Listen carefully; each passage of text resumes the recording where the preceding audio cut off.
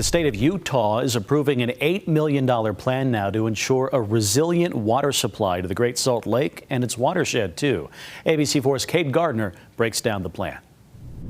While the lake is the focal point of the plan isn't necessarily just about the lake. Nearly 3 million Utahns live within the basin that feeds water to the lake. And so the plan helps ensure that both Utahns and the lake have access to the crucial water they need. This is the endpoint for water sources in the Great Salt Lake Water Basin. This map from the United States Geological Survey shows just how massive the basin is.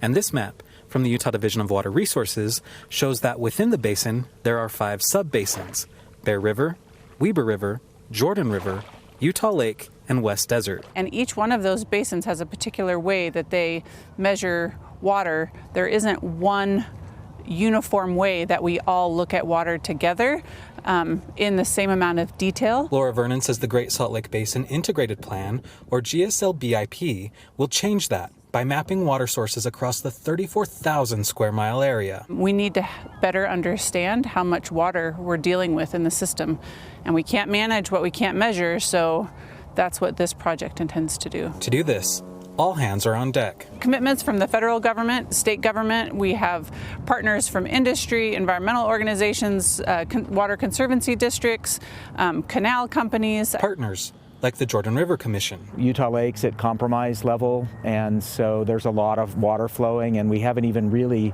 started the spring runoff yet. Soren Simonson says while his heart is happy to see lake levels up, he knows now is the time to look to the future. We have to be vigilant because there's a lot more work that has to happen to put those policies into practice to really create long-term health and sustainability for the lake. Vernon says the plan will do just that.